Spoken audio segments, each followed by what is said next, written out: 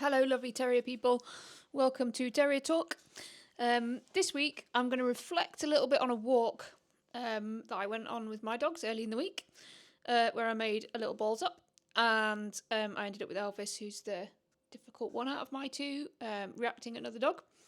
And the things I reflected on after that, as I went around the rest of the walk.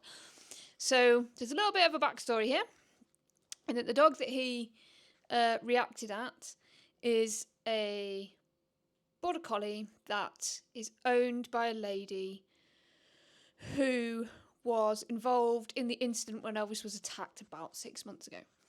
So she's a local lady who, walks the dogs in the local area all the time.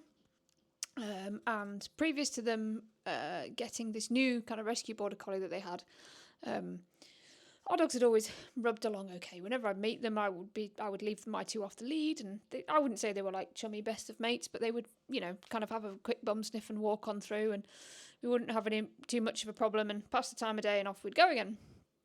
And then when I got this new rescue border collie a while ago, I saw them coming and did as normally do, just walked up, sort of said hello, was going to pass by with the dogs, and then because they already had a collie, I didn't realise, sort of didn't click that this was a different border collie, and it came shooting into the middle of the group where all the dogs were, because you're talking like 6, 7, 8 dogs here, because between these two ladies that walk, they've got about 5 or 6 dogs, and it shot in and it kind of bit Elvis, not badly, but it's kind of like, I say bit's a strong word, like came in and like nipped him a little bit.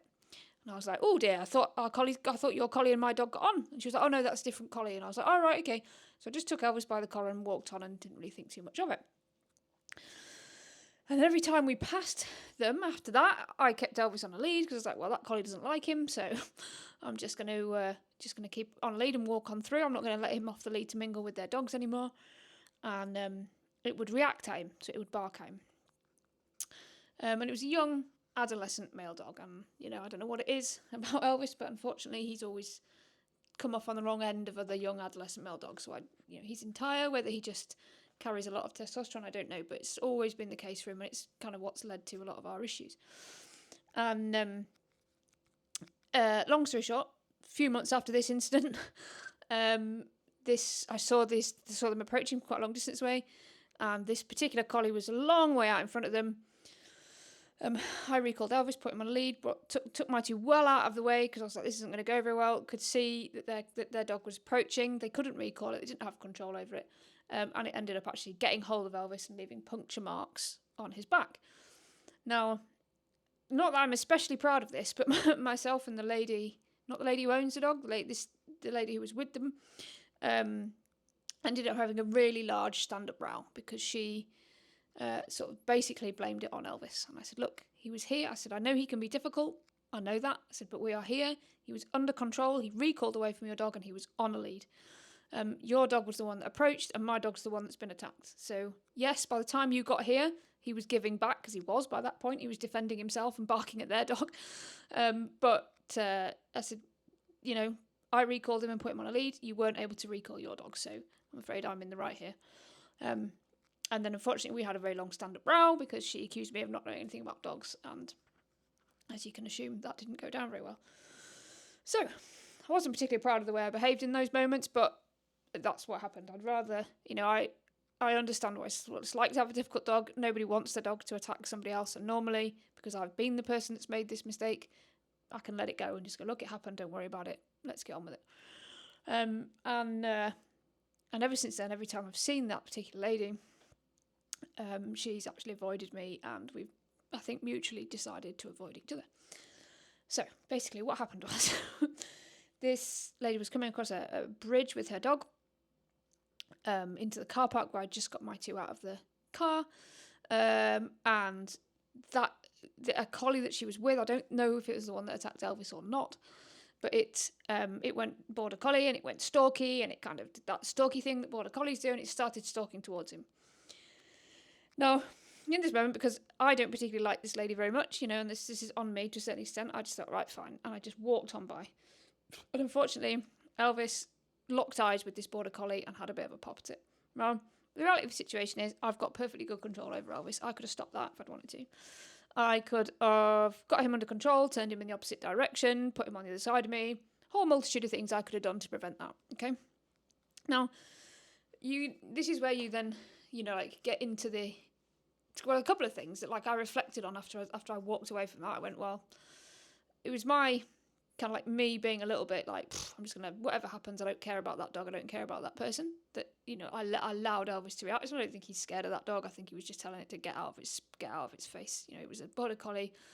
I think he recognises the lady, and because normally he wouldn't just bark at a dog like that anymore.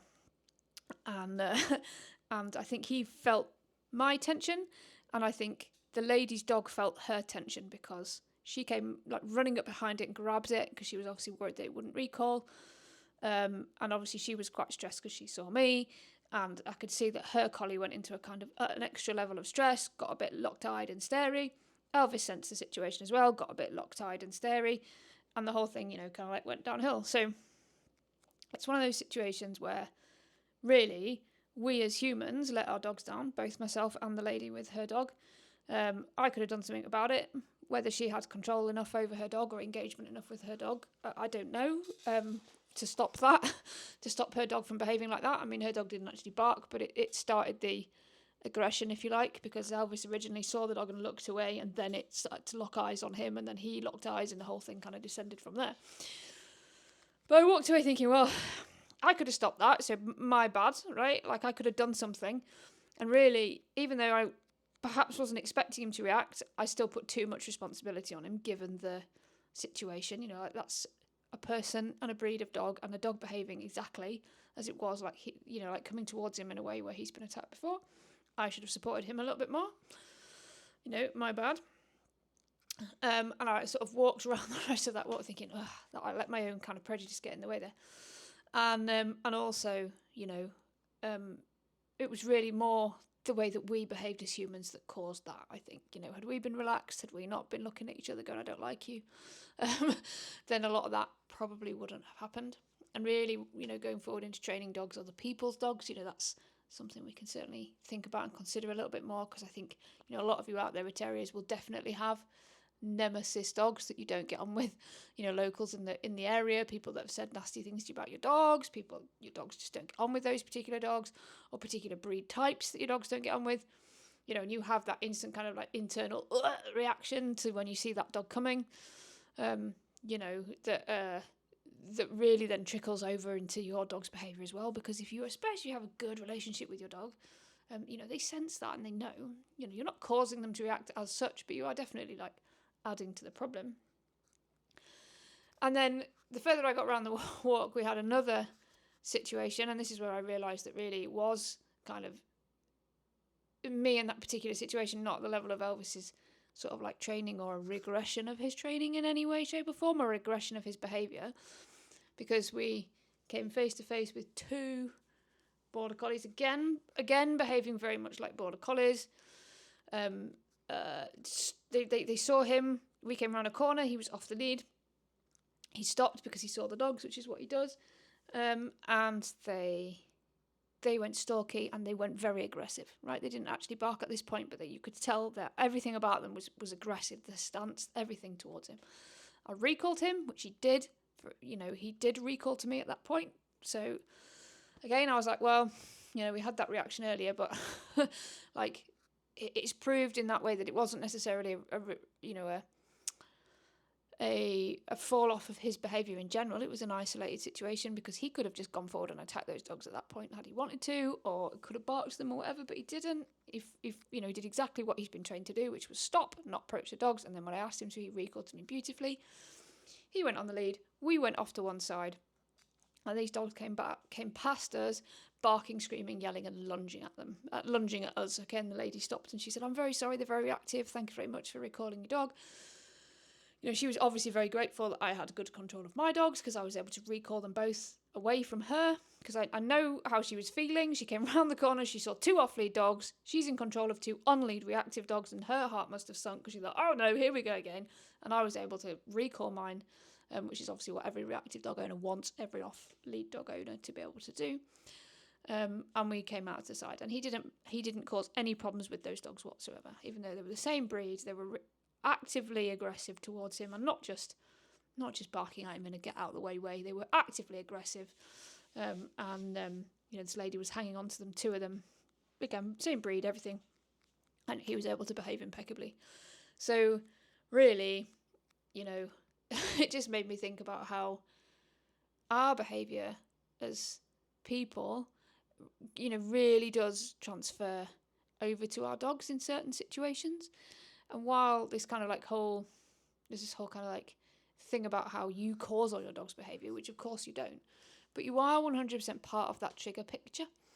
And even the best dogs who a dog can have impeccable behaviour at the end of that walk, like Elvis did. He stopped, he recalled, his lead went on, he came away, he didn't react back at these two border collies who were aggressively barking at him. I was able to talk to the owner, and she was able to calm her dogs down. I was able to say, don't worry about it, just chill out, just let them calm down, it's okay, it's not a stress, not a problem. He did everything there that any dog you would dream of from any dog. And yet at the very start of the walk, he'd barked at another border collie who was really doing a lot less, in that situation. So I just kind of came away thinking, right, these are the things that you've got to take. These are all the different factors. And just because your dog does something on that one particular day doesn't necessarily mean it's a regression back to that behaviour in every single situation. And they're just like us, They have good days, they have bad days, and they have certain trigger situations. And it's up to us to support them in those trigger situations. We improve their behaviour, and we help them, and we help them, we get them a lot better and a lot more confident and less reactive and less aggressive in all these situations. But a dog that's been through that, it might always be there.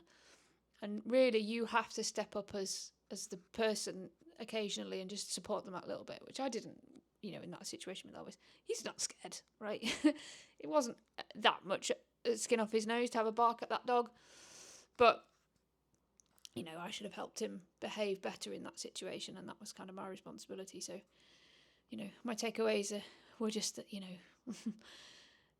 as much as I could easily sit here and say it was her fault, she was horrible to me, her dog attacked my dog, she was the one that went off, blah, blah, blah, blah, blah.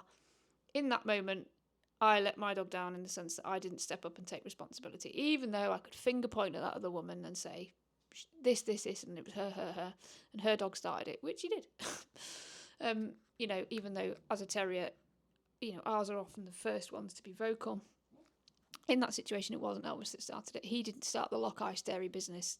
The other dog did. So yeah, that's it. That's just my little experience of the week, and the things that it made me reflect on. And as always, if you want any help from Terrier School, I've been there, and I continue to go through those things on a day-to-day basis, and I'm, hopefully not shy about sharing them with you. So you can always get, empathy from me. So book a 15-minute chat via the website if you've got a problem, you just want to talk it over, want to see how I can help. We've got coaching, and of course now the community's up and running, which I'm super excited about. It's great. We've got a great bunch of people in there. This kind of month we're working on play, and everyone's really lapping it up, doing the challenges, getting involved, posting videos. It's great. So if you want somewhere to come with your difficult terrier, where you've got me on tap to ask advice to any time, and a huge community of people going through the same thing, then that's the place to be. Jump over to the website to take a look at that. And we'll see you soon on Terrier Talk.